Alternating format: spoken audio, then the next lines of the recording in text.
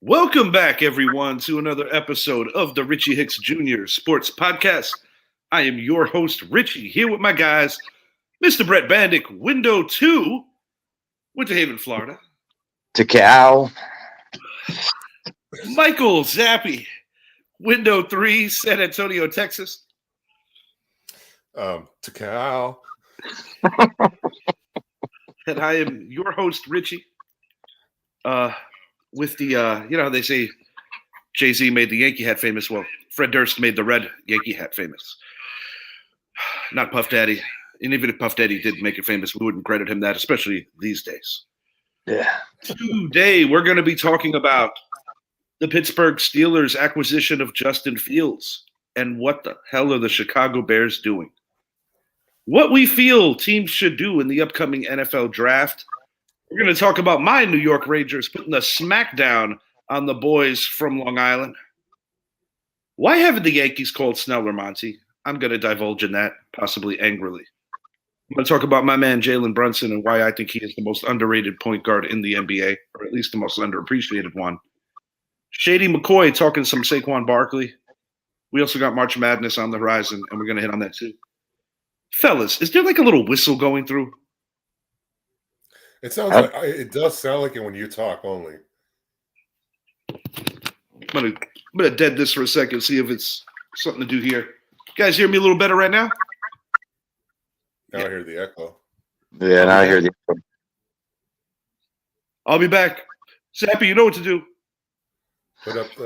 I have no control of the topics. Yeah, let it ride, baby. Let it ride. Talk about March Madness. We'll hit up with March Madness. I'll be back. Oh boy. Yeah, man. So we know Selection Sunday was a couple hours ago. The overall number one seed in the men's NCAA tournament is going to be Connecticut. And looking at their bracket, man, I think out of the four regions, Connecticut's got the easiest, where I think a team like Houston, they've got a pretty rough bracket. Carolinas, they just got to worry about Arizona and their bracket. And then Purdue, to me, that bracket is very well spread out, where you can see challenges from Tennessee and you can see challenges from possibly Gonzaga. You know, they are in the Cinderella spot at number 5. Yeah, I was going to mention that. I like that Purdue Gonzaga matchup. See where that goes. But those are I don't have enough faith in Purdue because they've kind of let me down the past 2 seasons going into the March Madness tournament. 3 seasons. Yeah, 3 seasons. 3 consecutive seasons they have lost as a 2 seed, 3 seed, and 4 seed, not in any particular order. And I mean, to a 13, 13, 14, and 15 seed. That's just not a good resume going in. Not a resume that backs you up either, to build confidence in fans like you. I agree, man. What I'm most hurt about is that my Q's didn't get in this year. That hurts, man. That hurts. But yeah, it hurts not to see them in the tournament this year, man. Breaks my heart.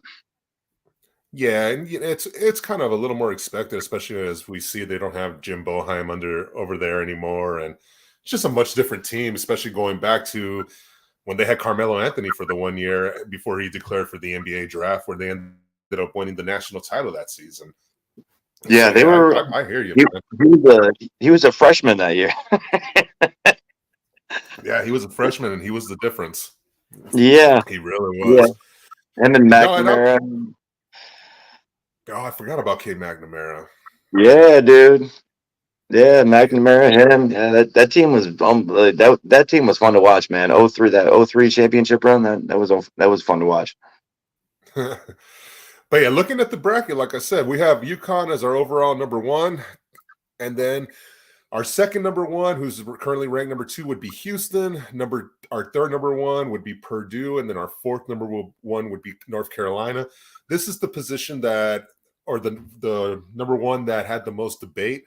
A lot of people felt that Iowa State did enough in the Big 12 championship game yesterday to be able to overtake that last number 1 position.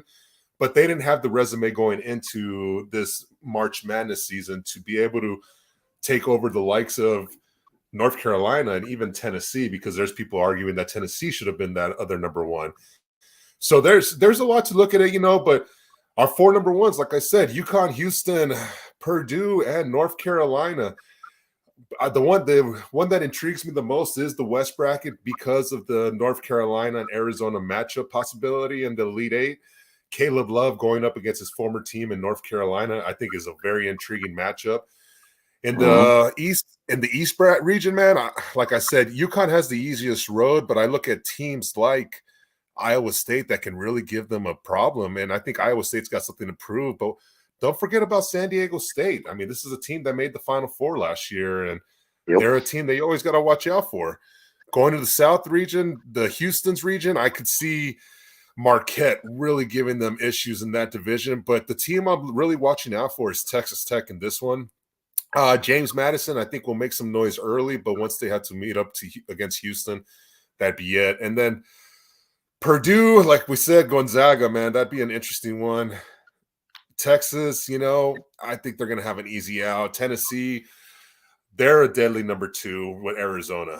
I think Tennessee can make a deep run in this year's tournament. Yeah, 100%. Like I don't like having that number 1 go all the way to the Final Four, all the way to the final championship. Like it's Russian roulette, with the bracket picking, because you pick a number 1 that's going all the way to the final championship, and they lose in the first round, like Purdue has done, and other teams have done in the past, and that just ruins your whole bracket. You know what I mean? So it's like I don't like picking number 1s past the second round. You know what I mean? First round I'm okay with. Yeah. After the second round, and that's the beautiful thing about NCAA's men's sports, women's sports, and basketball in general, where you have that ability. The shock factor is there at any moment, where the last 16 seed, the last team in, could literally get all the way to the Final Four and possibly win it all. Hasn't happened yet, but it's something that it still lingers in the back of every team's mind in this tournament. Yeah. There is no such thing as an easy route anymore. Back in the days, it used to be the same old Duke, Kansas, North Carolina, same old every year, Kentucky. And now, we look at the Cinderella runs that have happened by a St. Peter's, a Florida Gulf Coast. I mean, Gonzaga, they started off once as a Cinderella team, and now what about the George Mason P-Men? George Mason, have you guys done your brackets yet, or? Well, no, not yet. I want to get with Mr. Nast because I know that he invited us, but we got to get on that soon. So after the show, Zap, me and Brett will speak, see if we want to get Idris in there too for Mr. Nast. I know that he's got a link for us if we want to join what he's doing over there. Shout out to the Basement Show. They're doing some good work over there. And kind of like a good segue point where we can get into what we were speaking on that actual show. But before we do that, last thing, Brett. We were talking about that. I know. I was watching it, but an elaboration. What's wrong with Syracuse? There's no Jim Boeheim. That's the problem. He was with us for 30 plus years. You know what I mean? So it's like. It's a new regime. Granted, the heart is still there. Like I've watched a few games here and there, and the Cuse faithful is still there. We gotta get in the mix, man. We gotta get back to where we were. All right. It's crazy that this time of the year, I really look into all the other college basketball teams, and just yesterday I was on ESPN looking at all the other conference championships, and I see UTEP playing for the Conference USA Men's Basketball Championship, and I'm like, holy crap, So I messaged out some of my friends that went to UTEP as well, and it made me look like, all right, cool, I'm going to watch this game. So I was watching now in North Carolina, and just because it's so much fun, man, and yeah. No Jim Boeheim. I mean, Adrian Autry hasn't done the best of job there, but I feel you, man. Yeah, it sucks. It sucks. I mean, because granted, any team can win or go home in the March Madness tournament, but I love seeing my Qs play. It gives me a little hope but without my team in the mix, it's kind of like, I'd rather just not watch it. Oh, come on now. All right. We're going to move this along to the big news here. Pittsburgh steals Justin Fields. Fields heading to the Berg for a 6th-round pick, which could be upgraded to a 4th-round pick if he plays 51% of the season snaps. It looks like a mentorship that's going to be happening with Russell Wilson overseeing him, and in probably a 1-year situation for Russell Wilson. I don't get it. You just signed Keenan Allen. You pair him with DJ Moore. You have the number 1 overall pick that even if you trade back, you probably score Marvin Harrison Jr. or the receiver of your choosing. While Keenan Allen's coming off a good year, he's not a spring chicken. I think they were in a position to get 3 legitimate receivers. You already have a very good ascending tight end in Cole Kmet. You just picked up DeAndre Swift. So basically, you brought this kid in Fields, waiting for the team to get built around him. They build it, and then they kick him out? I'm just like, what? And then you basically give him away for damn near nothing. For free. They got him for free. Basically what it was. And I agree with you, Rich. I don't what the fuck? What the fuck is Chicago doing? You know what I mean? But I will send a shout out to Chicago on one thing. There were 4 other teams interested in Justin Fields, and Justin Fields and his team's request was to be traded to Pittsburgh. That was the team he wanted, and at least they stood by him in that regard. They probably could have done better, to be honest, if they would have dealt him somewhere else. Because I noticed a lot of Giant fans were bitching and moaning, "Oh, all it would have took is a 6th-round pick, and we got this asshole Drew Lock." And I'm like, yeah, but it wouldn't have been the same asking price. That's what I try to tell people is that, number one, if you're trading him in the conference, it's probably going to be a little steeper. You don't have to see him if he's in Pittsburgh. Yeah, I mean, Pittsburgh picked up Russell's salary, and they basically got Justin Fields for nothing. And, they did not pick up Russell's salary. They didn't pick up his salary? They picked up 1.2 million of it. No. And the Denver's paying the rest of the salary. For all of that. Russell Wilson is playing for almost free also. Oh God. He's pretty much playing at Pittsburgh to try to recoup some of his tax money from the $40 million he's going to be paying in Colorado state taxes. Yeah. Hats off to the Pittsburgh GM. Played him like a fiddle. No, it's ridiculous. It's ridiculous. You're the Chicago Bears, right? You have never had a franchise quarterback in the Super Bowl era. You got to go pre-Super Bowl to really say, wow, that was some quarterback there. Was it Jim McMahon? Was it Jay Field Cutler? It wasn't Rex Grossman. Come on, guys, do better.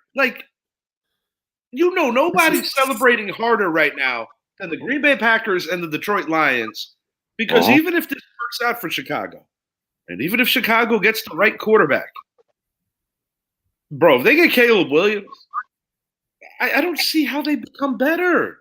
I don't like Caleb Williams. I don't think he's going to be the guy they should go after. That's my personal opinion. I thought for sure you could pencil in Marvin Harrison Jr. with the Bears trading back, forcing a New England or a New York Giants or somebody that needs a top 3 quarterback or thinks they need a top 3 quarterback to get up there, which means Chicago would have the 9 pick. They already had the 1. Now, just keep building draft equity while you continue to build this team up. But it's like you're going to give the keys to somebody that's a rookie that's got to come in and learn the system.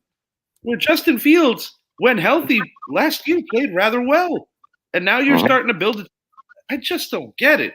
Pittsburgh, on the other hand, their quarterback room was pure shit last year. Now all of a sudden you got former Super Bowl champion coming off an actually decent year. You got Justin Fields who's going to sit, because this is the reason why it makes sense to sit him.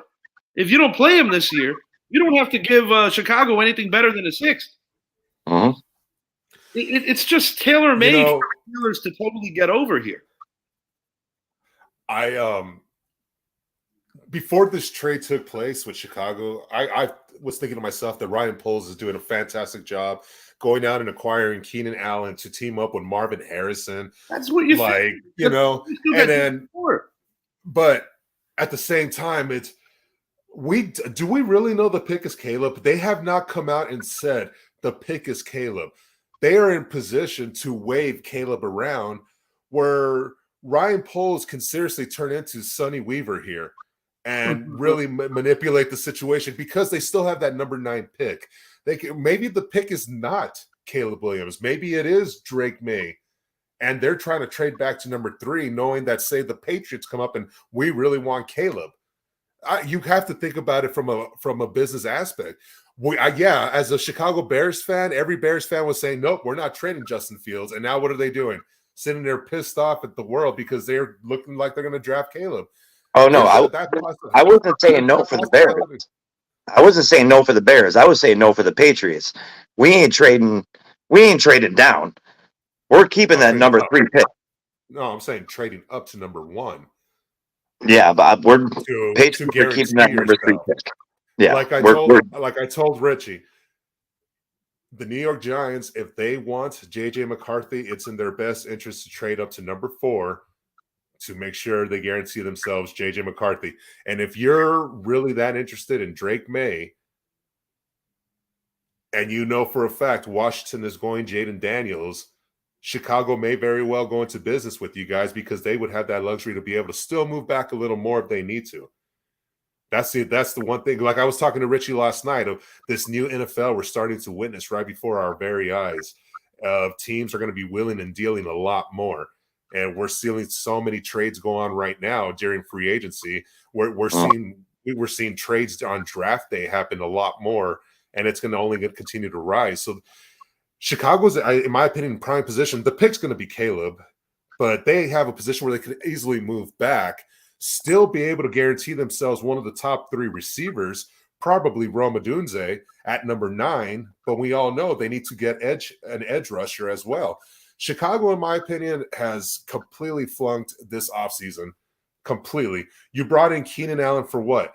A 1-year rental to try to get Caleb Williams on the right path? No. Like what the whole reason why you bring in a veteran player like that is to bring him in to be able to mentor the likes of a Marvin Harrison Jr. We saw Randy Moss get drafted by the Minnesota Vikings, and that was the perfect situation for him because of the attitude he carried with him. Marvin doesn't have that baggage.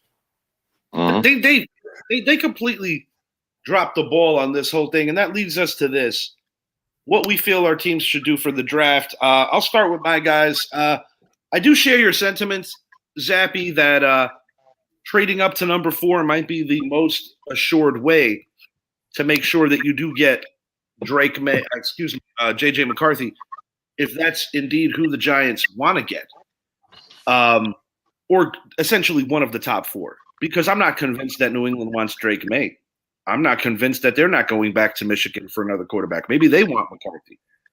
The one thing that I do feel confident of is that Jaden Daniels is probably going to be a Washington Commander, and the Chicago Bears are probably going to fuck this up somehow.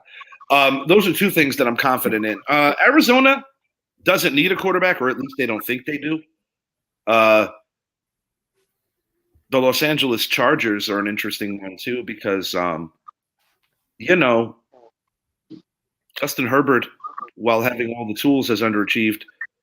And there was a report of offensive coaches for the Chargers just gawking and saying how wonderful they believe JJ McCarthy is. And then, of course, you know who their new head coach is. But you don't replace a franchise quarterback. Or at least I don't think you do. You don't know. And that's the problem. Like, we see what any other big name quarterback, with the exception of Patrick Mahomes, you surround them with talent. But would there ever be a vulnerability? I'm not saying this is going to happen. I'm just throwing it out there on the sake of having something to talk about for a second. With a new head coach comes, hey, I want my guy. Even though Justin Herbert I don't think too many people would be like, why would you move on from him? Mhm. Well, I don't know, guys. I don't know. I mean, it is the NFL draft. How much are people willing to throw you for him? I'll tell you why they will not, because his recently signed contract goes into effect this year, It's pretty hefty. and the cap hit, we're talking about 85 million for Russell. His would be even more. That's why we're not. I'm pulling up the exact numbers right now, but that's why we won't see it happen. So Let me ask you a question, Zappy. Let me ask you a question. Going into this free agency, which NFL team had the most money? Washington. I'm sorry, New England. New England Okay. does. Let me ask you this. Give it to me. Do they have a quarterback? Yes, they do. It's my brother. Fuck And they, you. and they also have Jacoby Brissett right now, former Super Bowl champion. So you get what I'm saying. I'm not saying to do that. I'm just saying that it's intriguing.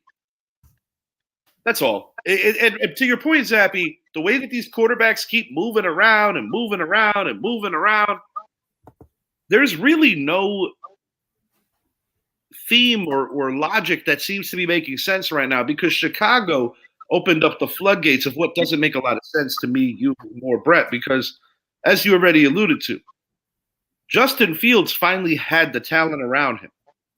The Chicago Bears are basically saying, we don't believe in you.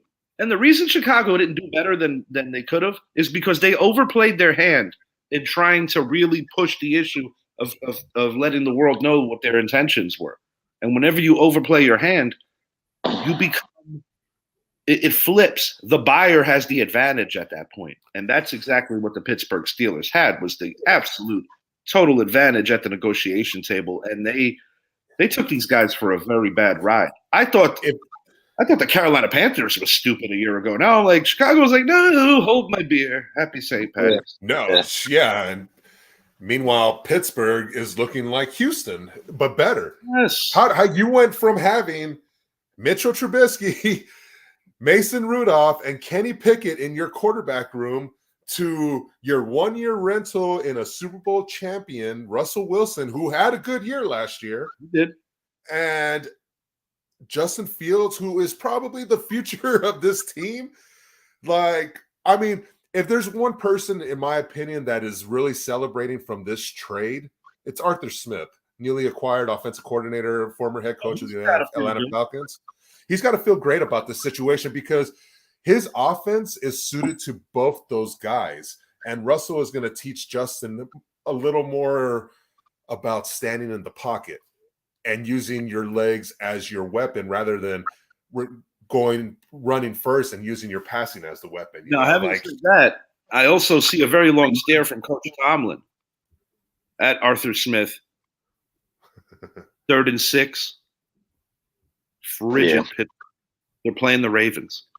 Listen, boys, that whole division, that AFC North division, Brett. Holy shit.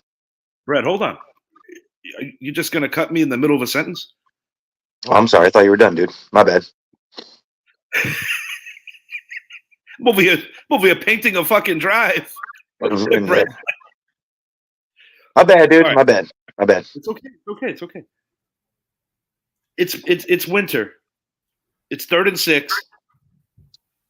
They're playing the Ravens. Winners in first with a month left.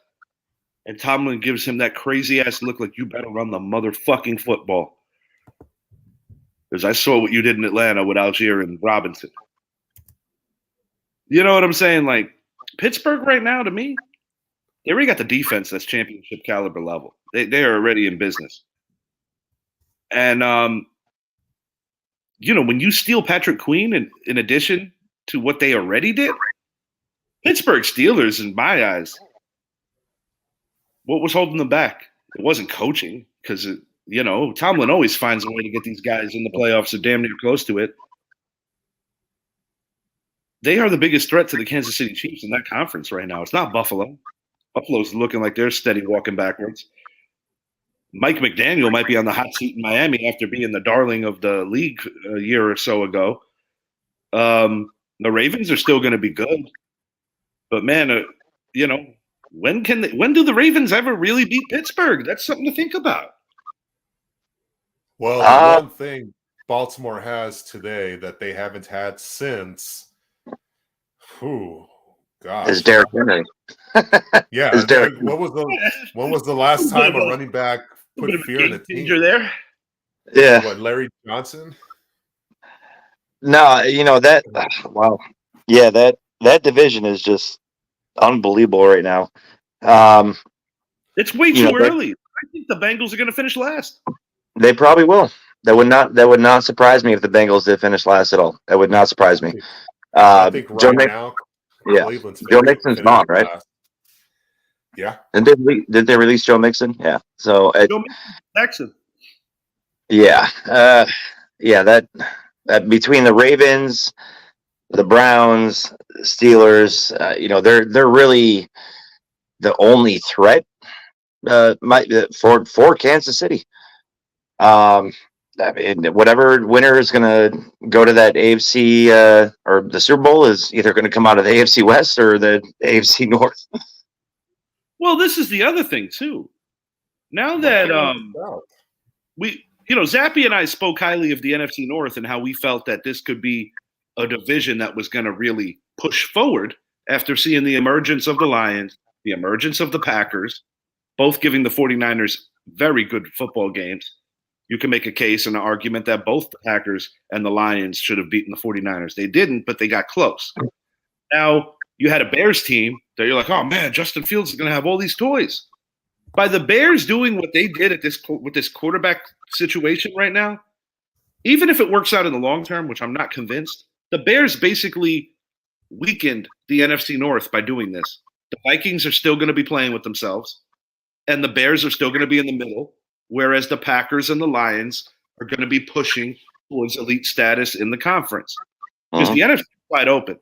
With all the moves that Philly is making, you have to consider them the favorite in the East. The 49ers are still on paper possibly the best team in the league. And then that leaves Detroit and Green Bay and then everybody else. That's how I see it right now. And in the AFC, it goes without saying, who's the team that's going to challenge the Chiefs? Because we already know that what they're staring down, a potential three-peat. And then, you still got a couple of interesting names on the free agent market. You got a Ryan Tannehill that's still out there. There's a couple of interesting names out there, but my God, the Bears just really, really messed this up. And it's crazy too, because if you look at Chicago, when was the last time this team actually had a franchise quarterback? There isn't a last time. We weren't alive. I don't even think even before that. I mean, we weren't alive. Jay Cutler may have been the closest thing. Jim McMahon was not a franchise quarterback. It wasn't Grossman. No, exactly. And you finally have that. You finally have it. And it makes me think that this team thinks they have a Mitchell Trubisky situation on their hand, where we saw what happened in Trubisky's, his second year. He gets them to the playoffs. And then we know how the game ended against Philadelphia in Chicago. And Trubisky all of a sudden never recovered from that. Do they think they had that Justin Fields? They deserve it because everything worked so well. If they could do a revisionist history and look back, the New York Giants made them a trade that enabled them to get Justin Fields. Uh-huh. And they could look back at it and laugh at us and be like, those idiots got Kadarius Toney. And then you get rid of Fields for damn near nothing. Nothing. Absolutely nothing. It's a joke. But they overplayed their hand. And that is part of the reason. Because there is no guarantee that any of the top three, or even four for that matter, are going to be better than what Justin Fields is going into 2024, even if Justin Fields is right in the pines, getting an education from Russell Wilson. We're going to keep it on the NFL for a few more seconds before we move it along to a couple of other things. We got Shady McCoy talking some Saquon. Essentially, LaShawn McCoy doesn't feel that the New York Giants disrespected Saquon Barkley. He alluded to the fact that the franchise tags were actually above market value versus what he could have got in the market, say, a year ago, where the market was not good for running backs. This year, it was actually really good for running backs. despite so many of them being available. And he essentially said that he feels the New York Giants did Saquon a favor. Because I think in the big picture, you get past the emotions of it, the Philadelphia Eagles are trying to hold on to a crack at another Super Bowl before it gets too late for them. Whereas the New York Giants are acknowledging that the win-loss ratio with Saquon Barkley was not substantial in either direction. He gets injured a lot. He is definitely a great talent. But with all the other needs to facilitate getting this team right under a new regime that's entering a very critical year 3, I think the Giants are just saying, like, you know what, man? If they're stupid enough to pay you that much, go ahead. They didn't even give him an. And I don't think it's about like screw you, Saquon. I think it's about a very hard line drawn in the sand. Joe Shane offered him a contract last year. Saquon said no. I think in Shane's mind, he's like, well, he ain't getting another one. Ask Scottie Pippen about that. Yeah, that was his contract is one thing, but no, I agree with Shady. I've actually met that man in person. He is actually he's a very actually classy dude in person. He signed a bowling pin at Splitsville back in the day. His bowling pin is still there actually. But no, I agree with Shady. For the market value and his Saquon's injury history, he actually got paid substantially well. I think what was it like 8 to 10 million a year or something like that? What was it? No, what was it? I'm sorry. It was 13.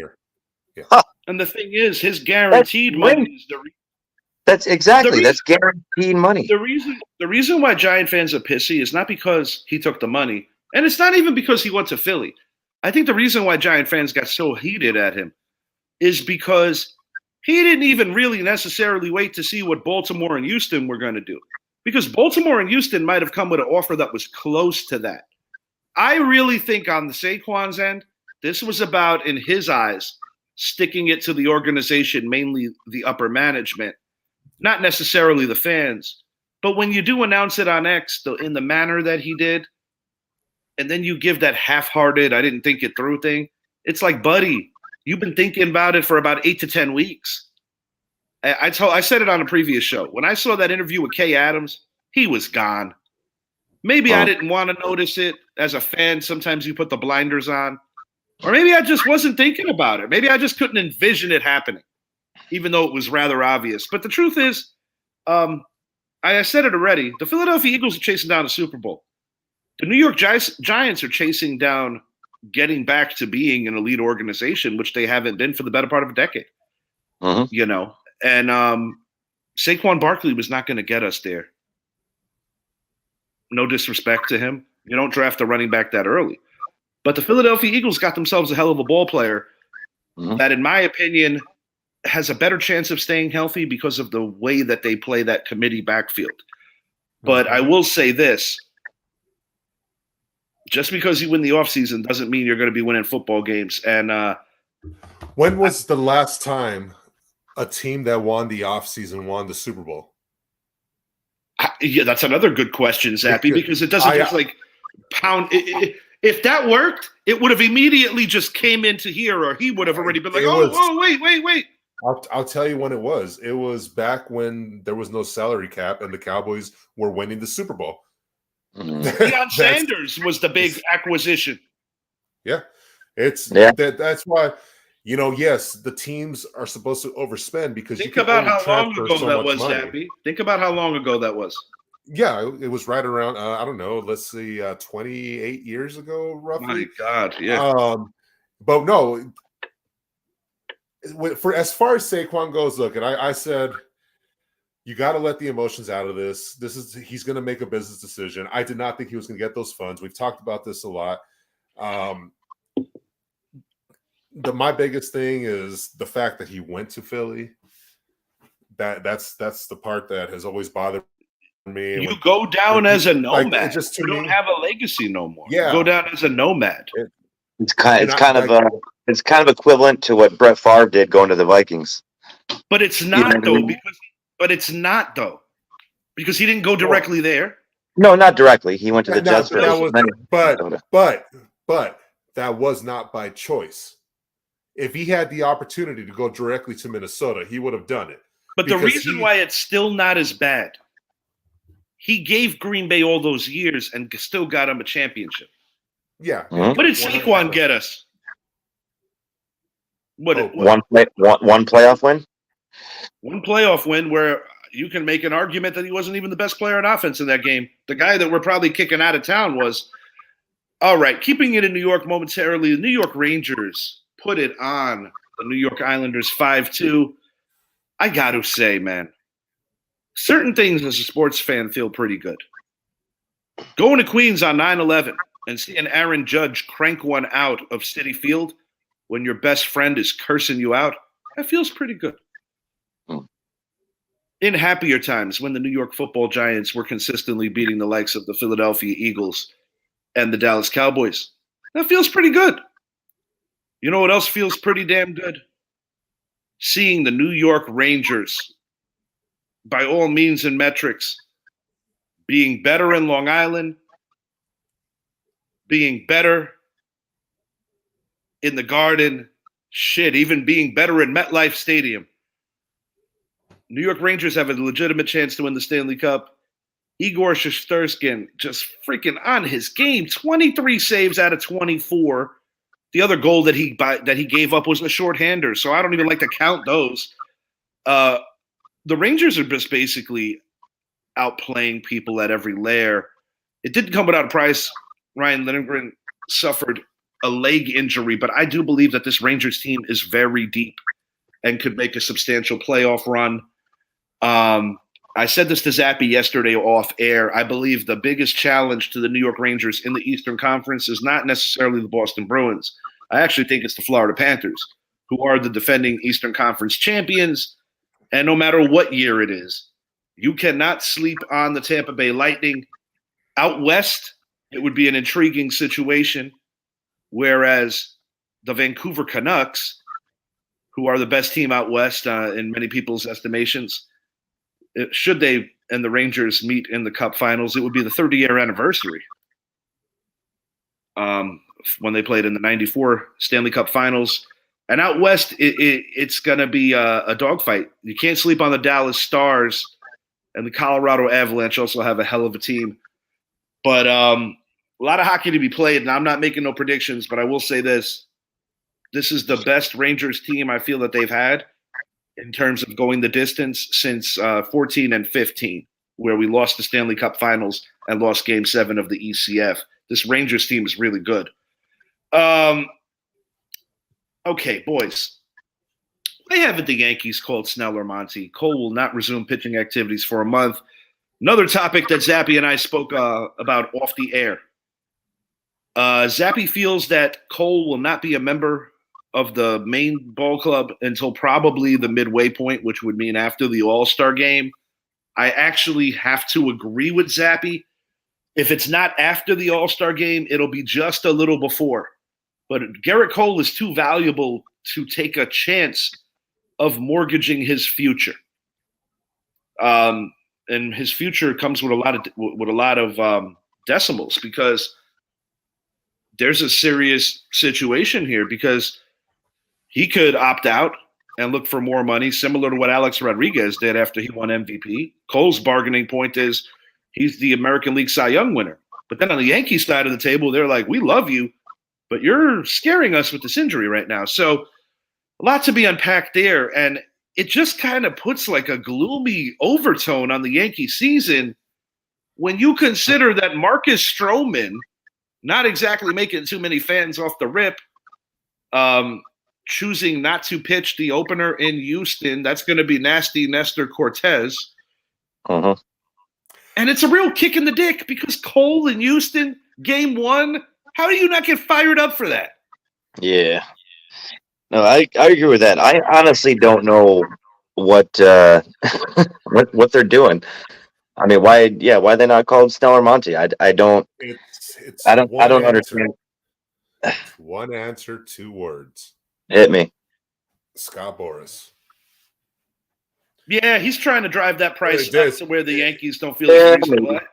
And we saw there's a reason why Cody Bellinger went unsigned for as long as he did. It's Scott Boras.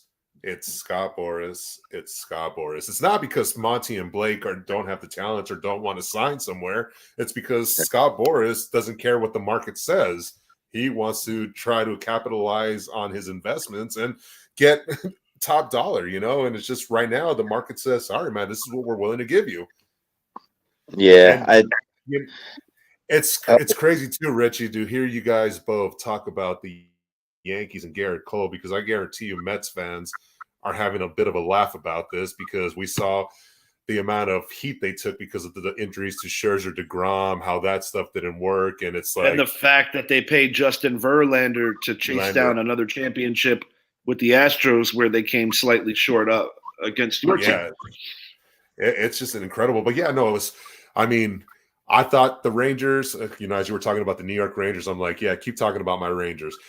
The Texas Rangers, same thing. I'm like, all right, we got to go after them. It's not going to happen. The Yankees, it's not going to happen. I think teams are comfortable with moving forward with what they have today, even if they went away for the race. Because if you go mid-season, then even from the agent standpoint, you could justify the price coming down because now it's only a situation where you're playing half a year. Yeah, so many things. And if you at that point, you're looking at it as like, all right, you're trying to get X amount of dollars per year. And if you're going to get half, maybe, well, you got to get what you can get at that point. So yeah, it's very rare we see pitchers go unsigned or players not play. It is wacky. Very rare. It is wacky. But to your point, Zap, it has been a little bit of a growing theme that guys do wait it out now because they kind of just weigh the landscape of what's happening. But Bretsky, do you think the Yankees could sustain a potential 2-month situation without having the reigning American League MVP in the rotation? The bats do look that they're going to be healthier. If they average 7 runs a game, absolutely. Yeah, I think it could be done. That's scared. That's a good. You know what I mean. But yeah, no, they did trade a lot. That's a very, very high ask without the AL Cy Young. You know what I mean? Like that puts the pressure on everybody else. I was kind of I was talking to my old man earlier today. Wasn't there a prospect game? Was that today or yesterday or something like that? Wasn't there like the farm system guys play against each other or something like that? Like I wasn't able to. You got them later in the year with the futures, but yes, I do know what you're alluding to. Yes. Yeah, I didn't have a chance to watch any of that, but that's without Cole and that lineup. That's a very high ask to keep to sustain a 500 record in that division. Because the thing that kills me is going to be tough. The thing that kills me, and I've spoken about this on previous shows, not just about Cole, but about pitchers that are in Cole's class, like a prime Verlander, who is getting older now, like a prime DeGrom. And DeGrom's still going to pitch, but right now he's coming off some injury. A guy like a Strider. The thing that these guys bring to the table is that they prevent slumps from getting out of control. They pitch once every 5 days. They give you a great chance to win. And if you're having a middle-of-the-road week, they could alter your week by giving you 7 strong innings and handing it off to the bullpen for a stress-free victory. That's what these guys bring, because not only do they give you an opportunity to win every time that they pitch, but they also give you an opportunity to reset your entire pitching rotation plus your bullpen, because it's almost like guys are getting a day off. Yeah. And, with Carlos Rodon's struggles from last year, Nasty Nestor nursing the injuries, Clark Schmidt, we'll see. And now Stroman, like I said, not exactly making too many friends and fans in his second stint in New York. He was a Met earlier in his career. I don't like this at all. And it's a very important year to try to be good, because you're trying to sell New York to Juan Soto past this 1 year. Uh-huh. Now, Aaron Judge, I'm sure, is he and Soto, it seems like they're already getting along great.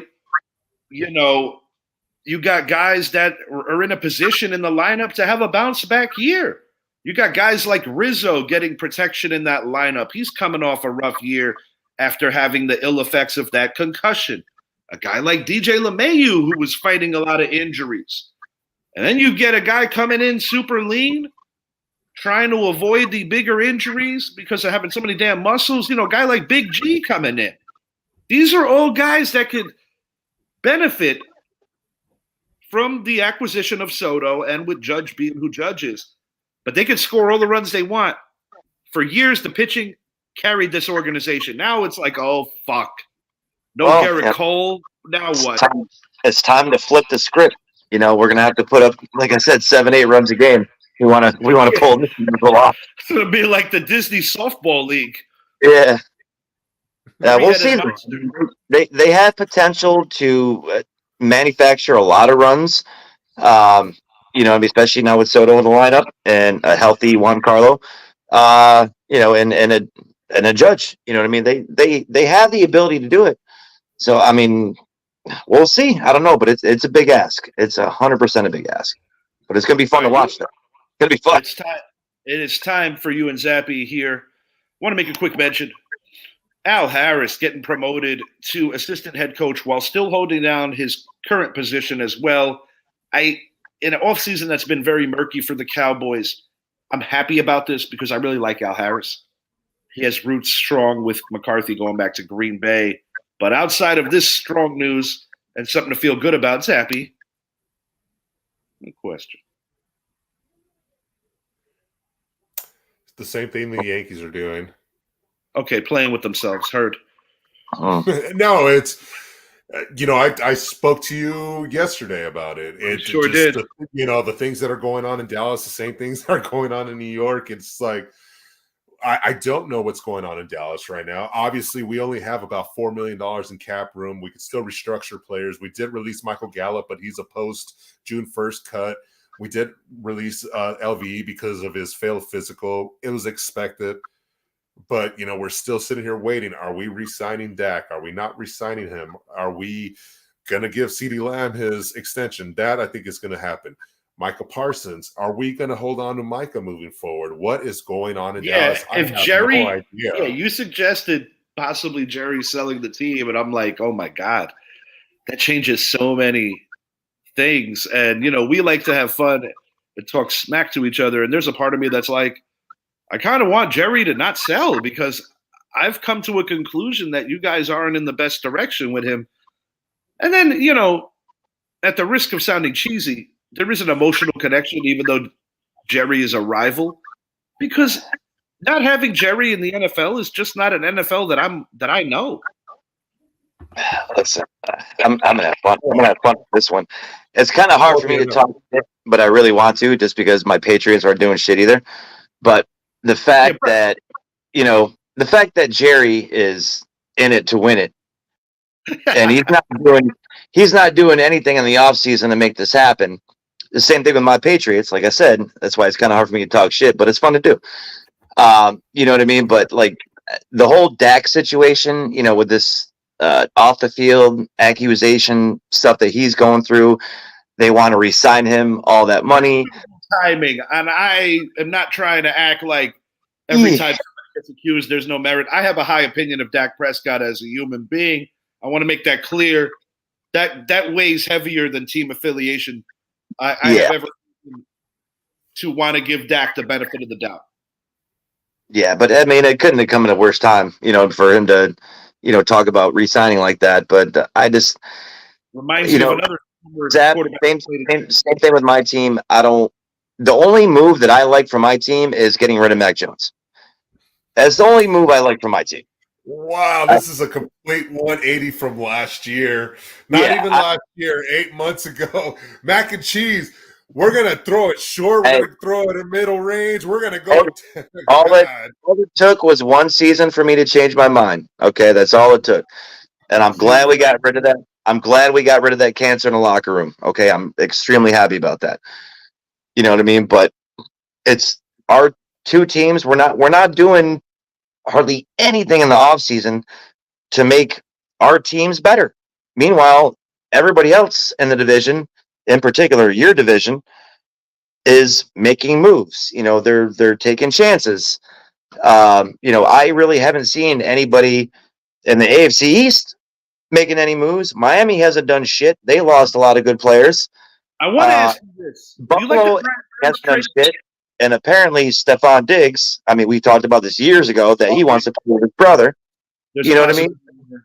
But then with all this weird dissension in Dallas, I don't think anybody knows who's coming, who's going right now over there. And plus, Jerry is a big he's staunch about the June 1st cut days where you get that second layer of free agency. So we'll see if that plays into any of this as well. I did want to ask you this, Bretsky. Do you like the Brian Burns addition for the Giants defense, setting him up to be opposite of Kayvon Thibodeau, giving them a viable number 2 pass rusher?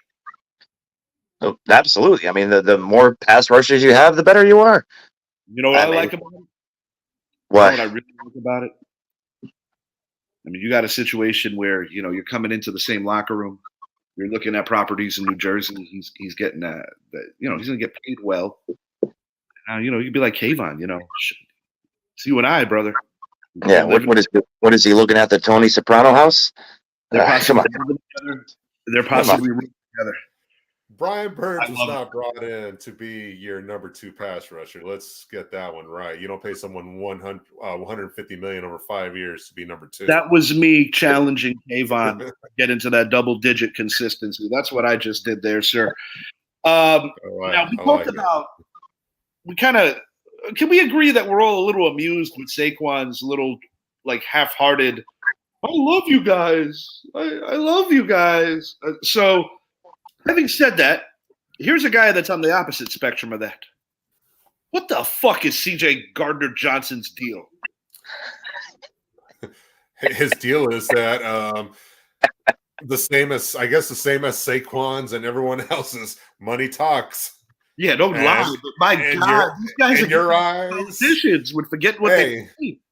I know, because in their eyes, money fixes everything, but for the fans, does it?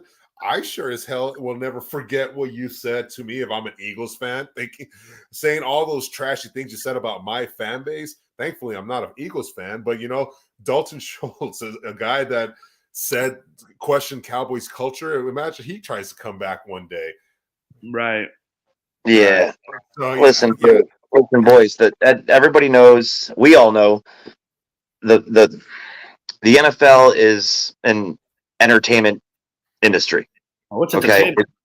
Yeah, it's entertainment, all right. There's no loyalty. You don't get paid for being loyal. You get paid for performing. Okay, that is what you get paid for.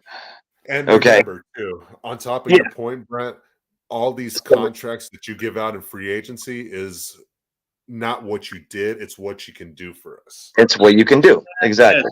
Yes, and that's why I do kind of snicker just a little about the Saquon money, because I'm like, I get why they're doing it. Because when healthy in that offense or in offense comparable to that, that's why Houston and Baltimore were linked to him as well. People get over things. And I said this before, and it wasn't about trying to disparage Saquon to make him look bad. He did that all on his own. I'm like, bro, you're not Tiki. Say what you want about Tiki off the field and all his little things after he left the game of football. That man carried the New York Football Giants offense for many years and did it at a higher clip when running backs ruled the NFL. And on that note, speaking of running backs, start, bench, and cut. In case you ran into my show and have never seen one of these before, I give each of my men 90 seconds to explain their point. Start, bench, cut, stupidest trades in NFL history. Herschel Walker for the entire Vikings draft, Ricky Williams for the entire Saints draft. Justin Fields for absolutely fucking nothing. So is this ranked worst to first, or what is it? The worst, the better. You want the worst. You want to pick the absolute worst of this. All right. Oh, who do you want to go first? You guys are quick. We could do a round 2. I'm ready for this one. If you need a second, Brett. Go ahead, dude. All right. So I'm gonna cut Ricky Williams for the entire Saints draft for the sheer fact that it didn't work out for the Saints or the Dolphins, or I'm sorry, the Redskins. So that one, yeah, we saw what the Saints gave up. We saw what Mike Ditka did. It set that team back, but not that far because they didn't take a quarterback. They took a running back. Right.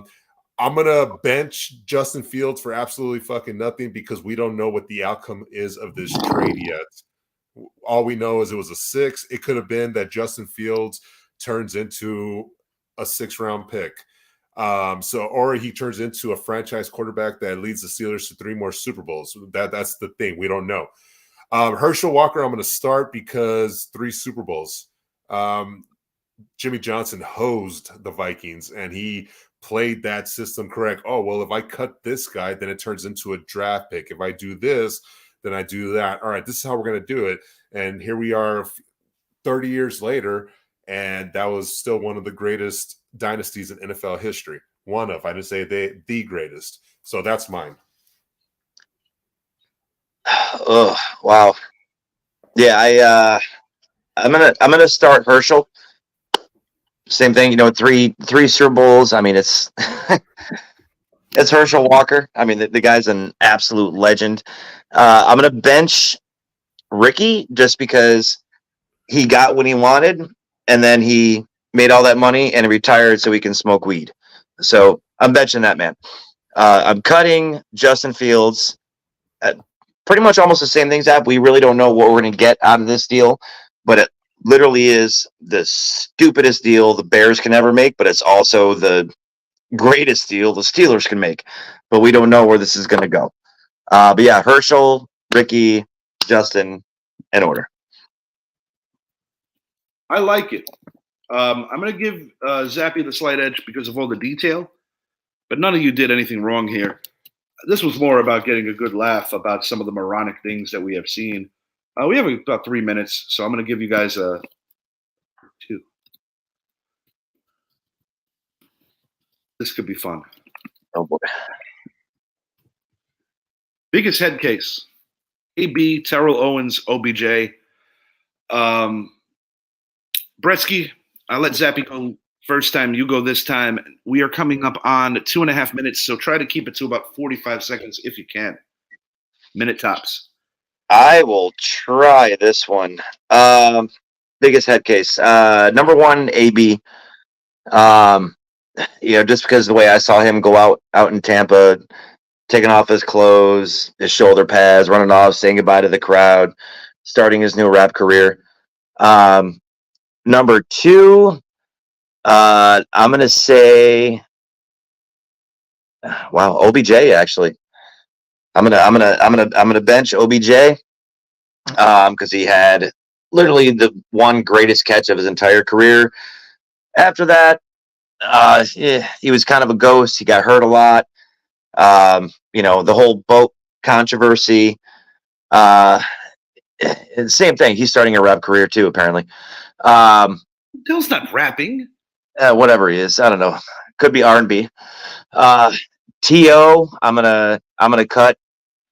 I love watching him play. He's, I think, what is he, the 2nd or 3rd best wide receiver of all time? And the only time I had a problem with him when he was doing this on the Star, and throwing popcorn in his face. But he didn't really. I actually thought that was one of the greatest things that ever happened. But I thought it was too. But he's not a big headache. Not for me anyway. All right, Zap. There's a minute left. Fly on here.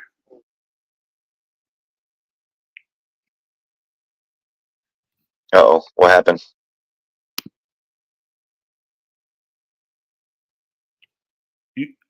Put your mic up. My fault. I didn't realize I was muted.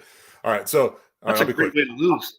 I'm gonna cut AB because really Brett just gave an example of a head case because of the final year of his career, when really how much of that was CTE and how much of that was AB. He was a head case, but between these other guys, he wasn't as bad of a head case. The guy did perform on the field and also brought Super Bowls. I'm going to bench OBJ because 17. He's been a head case. I'm gonna start T.O. because the dude was a head case for every NFL team he played for. The dude on camera doing sit-ups, get your popcorn ready. That's my quarterback, so on and so forth. Yeah, we'll be back in 3 minutes for an elaboration on this.